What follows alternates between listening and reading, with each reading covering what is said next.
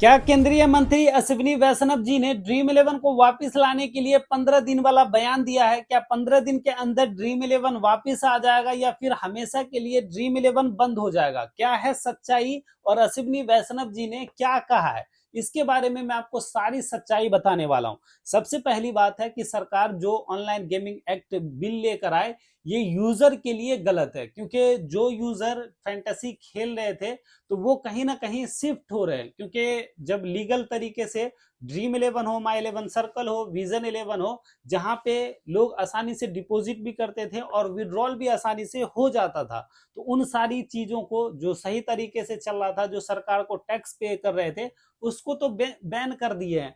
लेकिन जो इलीगल साइटें चल रही है, ऐप चल रहा है, जहां पे यूजर का डिपॉजिट तो कर पा रहे हैं लेकिन विड्रॉल लेना काफी मुश्किल हो रहा है, तो वैसे सारी चीजें चलनी चालू हो गया है। तो ये कहीं ना कहीं यूजर के लिए गलत साबित हो रहा है और ये सरकार का बिल जो है वो यूजर के लिए ही खतरनाक है। वैसे सरकार जो है यूजर के लिए सोचे थे, लेकिन कहीं ना कहीं ये यूजर के लिए ही गलत साबित हो रहा है। सवाल आती है कि 15 दिन वाला बयान कहां से आया? हाल ही में केंद्रीय मंत्री अश्विनी वैष्णव जी ने मनी कंट्रोल को एक एक्सक्लूसिव इंटरव्यू दिए थे। इस इंटरव्यू में उन्होंने साफ कहा कि सरकार ऑनलाइन गेमिंग से जुड़े नियमों को 15 दिन के अंदर नोटिफाई करेगी। यहीं से सोशल मीडिया पर गलतफहमी आना स्टार्ट हो गया। व्हाट्सएप हो या टेलीग्राम, हर जगह बस एक ही न्यूज चलने लगा कि 15 दिन में ड्रीम इलेवन चालू हो जाएगा, 15 दिन के अंदर ड्रीम इलेवन हमेशा के लिए बंद हो जाएगा और इसका फैसला सरकार खुद करेगी। लेकिन इनमें कितनी सच्चाई है ये हम लोग जानेंगे, क्योंकि ये सच्चाई है ही नहीं जो अफवाह फैल रही है। सबसे बड़ा भ्रम, सबसे बड़ी गलत फहमी यहीं से है कि 15 दिन वाला बयान ड्रीम इलेवन या फिर फैंटेसी गेमिंग के कम बैक से जुड़ा नहीं है।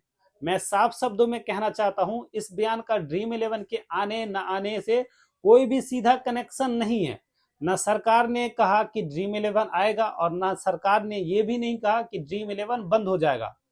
असली सच्चाई क्या है, ध्यान से समझिए। यही असली गेम है। ऑनलाइन गेमिंग रूल पहले से ही जो बन जा चुका है, लेकिन दिक्कत है कानून बना था लेकिन जमीनी पर लागू नहीं किया गया था। रूल्स कागजों में थे, नोटिफाई नहीं हुआ था। पहले सरकार ने कहा था कि 1 अक्टूबर 2025 से इन नियमों को लागू किया जाएगा, लेकिन फिर जो स्टेक होल्डर से बातचीत हुई, fantasy company, gaming industry, tech और साथ में प्लेटफॉर्म वाले, सब सरकार से बात की। कहा गया कि थोड़ा समय दीजिए, कुछ क्लियरिटी चाहिए, कुछ बदलाव जरूरी है। इसी वजह से सरकार ने थोड़ा समय ले लिया। अचानक 15 दिन क्यों? अब यहां से सबसे बड़ा अहम पॉइंट निकलता है कि 2025 का बिल आ चुका था और ये 26 की जनवरी खत्म होने वाला है। सरकार पर दबाव बढ़ चुका है, इसलिए अब सरकार ने यह तय किया है कि जो नियम पहले से बने हुए हैं उन्हें हम ग्राउंड लेवल पर नोटिफाई किया जाए। और इसी संदर्भ में 15 दिन वाला बयान दिया गया था। ड्रीम इलेवन का फैसला कौन करेगा? सबसे जरूरी सवाल है, ड्रीम इलेवन का भविष्य कौन तय करेगा? बहुत ध्यान से सुनिए, सरकार नहीं, मंत्री नहीं और कोई पॉलिटिशियन नहीं। ड्रीम इलेवन का फैसला सिर्फ और सिर्फ सुप्रीम कोर्ट करेगा, क्योंकि ये मामला सुप्रीम कोर्ट में लिस्ट हो गया है। और जो मामला चल रहा है A23 जो केस किए हैं बूम इलेवन, बहुत सारी फैंटेसी कंपनी के द्वारा केस दर्ज है, तो उसकी सुनवाई जो है वो सुप्रीम कोर्ट में ही होगी। सभी का केस एक ही लीगल सवाल पर टिका है, स्किल गेम या फिर गेमलिंग। सरकार ने अपना स्टैंड लगभग साफ कर दिया है। सरकार नियम वापस नहीं लेगी, ये क्लियर कर दिए है। लेकिन सरकार के पास एक रास्ता जरूर है, सुप्रीम कोर्ट का फैसला अंतिम फैसला माना जाएगा। सुप्रीम कोर्ट अगर फैंटेसी के फेवर में जाते हैं तो फैंटेसी वापसी हो सकती है, नहीं तो अगर सरकार के फेवर में जाती है तो ये हमेशा के लिए बंद हो सकता है।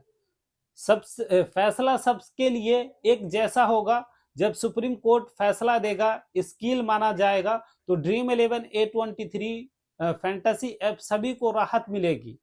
अगर गेमलिंग माना जाए तो फैसले सबके लिए सख्त होगा। कोई एक ऐप के लिए अलग नियम नहीं बनेगा, सबके लिए बराबर रहेगा। डरने की जरूरत नहीं है दोस्तों। आज की इस वीडियो में सबसे बड़ा निष्कर्ष है, 15 दिन वाला बयान ड्रीम 11 के बंद या चालू होने की डिसीजन नहीं है, ये सिर्फ ऑनलाइन गेमिंग रूल को नोटिफाई करने की बात कही गई थी। ड्रीम 11 का फैसला अब भी सुप्रीम कोर्ट के हाथ में है।